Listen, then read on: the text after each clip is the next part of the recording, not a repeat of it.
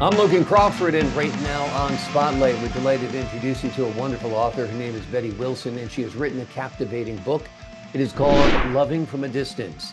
In this heartfelt story, Brenna Smaller navigates the complexities of young love as she forms a deep connection with James Williams from across the street, cherishing their bond as they grow older despite the challenges and uncertainties that lie ahead.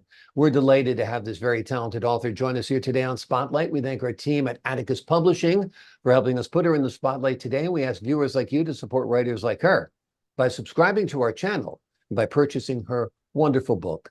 The links are below this interview. Betty, great to see you here today on Spotlight. It's great to see you too. This is quite a book. It feels very, very real. Is it based in real life, at least in part? Tell us about the. In some parts of it, the very beginning of it was like fiction, but Mhm. I did that to bring the story out.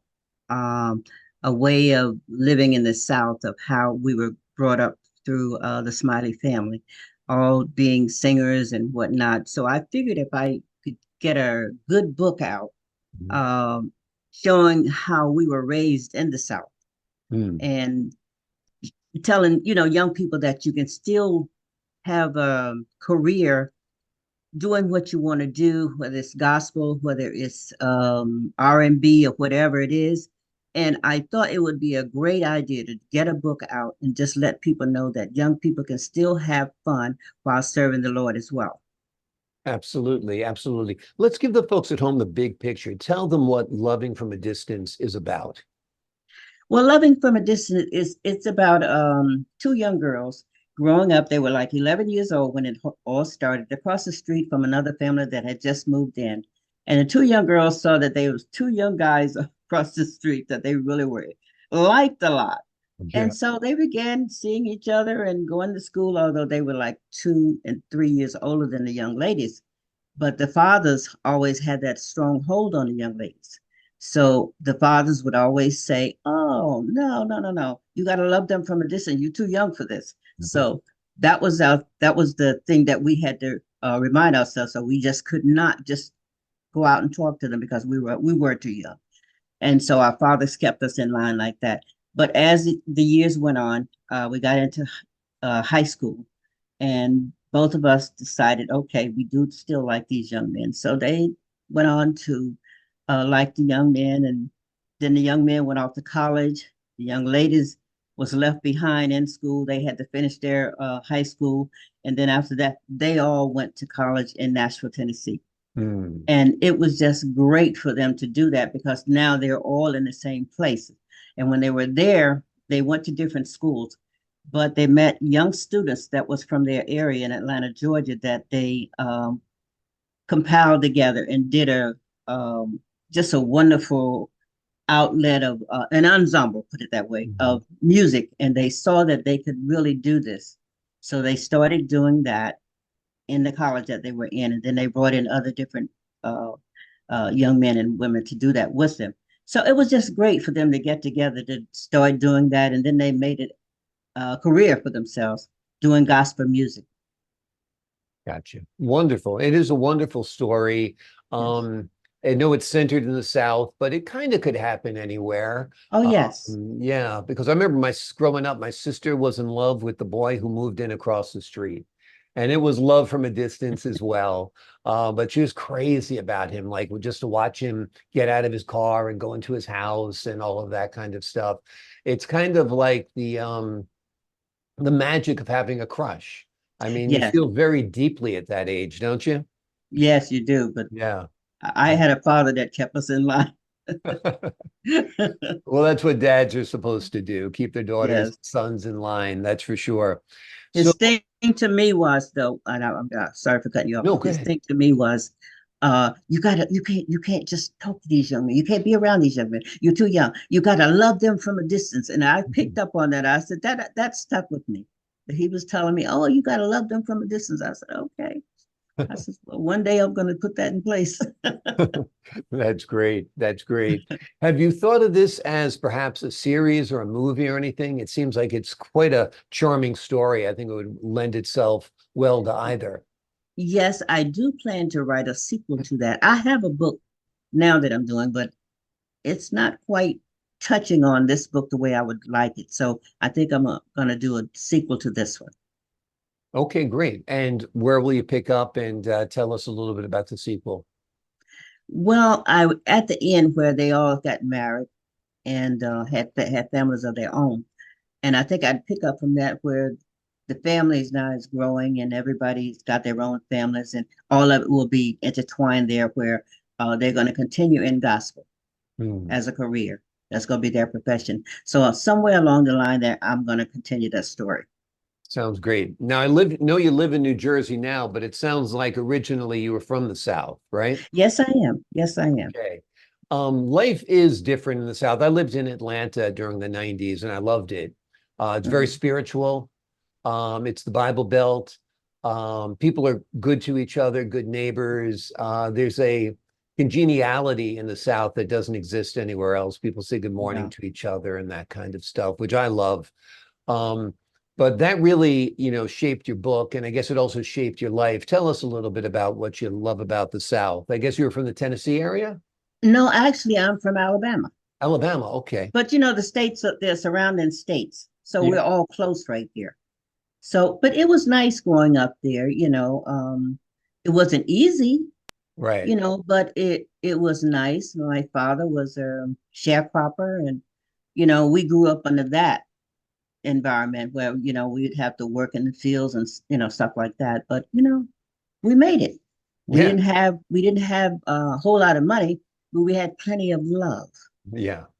And what we did as a family on the weekends, our family would get together and we would sing and and do this on the weekends and travel during the week. I didn't travel with them because I was too small at the time, Mhm. but my family did all of that, and this is how we grew.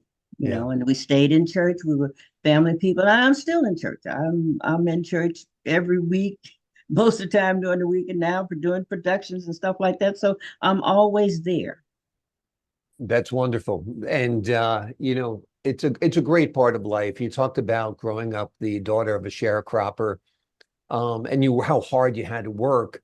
Yes. But that working, I know it almost sounds cliche, but it really does build character. It really does make you the person you are. I was working from the time I was 14 years old. Hmm. Nowadays, if you had a kid working at 14, you'd be on the local news and the child services would be taking the kid away. At 14, I was 7 years old. And my father, I remember going to I couldn't work because I was too small. But I remember, oh, you have to find me a cotton bag. So I had the little thing on my, and I really wasn't doing anything, but Right. I was there with them. As Oh long as I yeah. was with the family, I was okay. Yeah, you were part of it. You were part of it. Yes, Even if you weren't exactly. quote unquote formally working. I was Yeah. tall, so I just lied about my age. I said I was 18. I didn't have to deal with working papers or anything. So, Oh but it's goodness. funny how we all get by when we have to. So That's true. tell me a little bit about your writing career. Is this the first book you've written? This was the very first one I started. When I know it's actually the second one. The first one I never finished it, and I don't know why. I just put it aside and didn't really think about it. But I started writing when I was in college. I went back to school late. Then went back to college late, and I started doing this. And I had one writing class, and my professors always said, "Betty, you can really write. You need to do this. You need." And I said, I never really thought of it. But down the line, I guess about a month or so into the classes and the classwork, I started to write, and then he kept looking and noticing everything that I was writing, and he said, you really do need to do this as a living." I said, ah. But then I did the book, half of the book, more than half of the book, and just put it down and didn't do anything. I think I picked Right. it back up in 2000. I think it was 2010. I wrote a little bit again. I put the book aside. 2015, that's when I decided, okay, I'm going to finish this book. So I finished it all except one chapter. Hmm. And then I decided, okay, I need to wait on this book. So I put it aside again. Then COVID hit.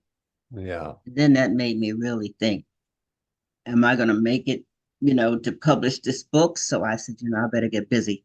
So in 2020, I decided to write that last chapter.